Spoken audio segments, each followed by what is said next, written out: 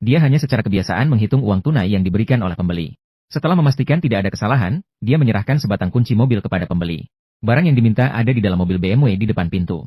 Namun, siapa sangka, detik berikutnya dia mengeluarkan darah dari mulutnya.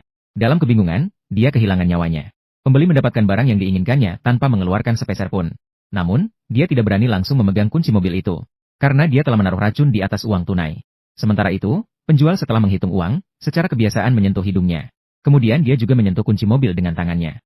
Jadi, dia hanya berani membungkusnya dengan sapu tangan. Setelah selesai, dia menuangkan sebotol bensin ke tubuh penjual. Lalu, dia membakar semuanya untuk menghilangkan jejak. Dia menemukan mobil BMW itu di depan pintu. Di dalam mobil ada sebuah kotak. Dan di dalam kotak itu terdapat senjata kimia paling mengerikan dalam sejarah. Selanjutnya, yang harus dilakukan adalah membawa barang ini ke luar negeri. Dijual kepada orang Rusia. Namun, masalah terbesar dalam memindahkan barang berbahaya adalah bagaimana cara melewati sistem keamanan bandara. Karena apapun yang dipindai oleh mesin akan terlihat aslinya. Jadi, mengatasi petugas keamanan menjadi masalah utama. Mengenai hal ini, inilah yang dilakukan teroris. Mereka pertama-tama meretas sistem pengawasan bandara. Melalui rekaman pengawasan, mereka menemukan petugas keamanan yang mengoperasikan mesin. Kemudian, mereka mencari nama petugas keamanan dari kartu identitasnya. Lalu, mereka mencari semua informasi pribadi berdasarkan namanya. Setelah menyelesaikan langkah pertama, mereka perlu seorang rekan untuk menghubungi petugas keamanan ini. Rekan berpura-pura menjadi wisatawan. Dengan sengaja mengatakan bahwa ada barang yang bukan miliknya di dalam tasnya. Sebenarnya, itu adalah sebuah headphone. Karena ukurannya yang kecil, petugas keamanan mengira itu adalah barang yang terjatuh dari penumpang lain. Saat dia bersiap untuk mengirim headphone itu ke tempat barang hilang, sebuah pesan teks tiba di ponselnya. Dengan nada teman, meminta dia untuk memakai headphone tersebut. Menunggu petugas keamanan benar-benar memasukkan headphone ke telinga. Seluruh tugas dianggap telah selesai setengah. Jika barang-barang mengancam keselamatan penumpang. Intimidasi.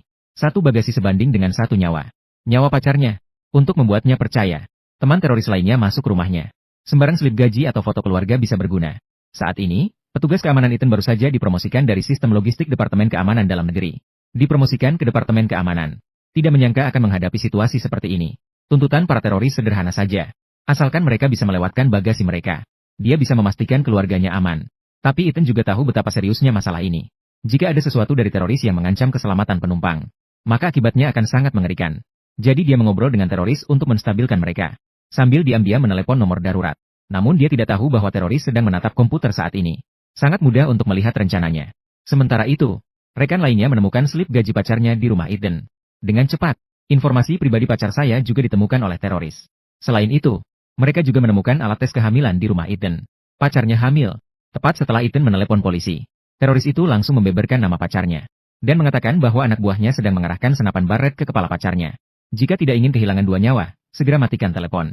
Ternyata, taktik ini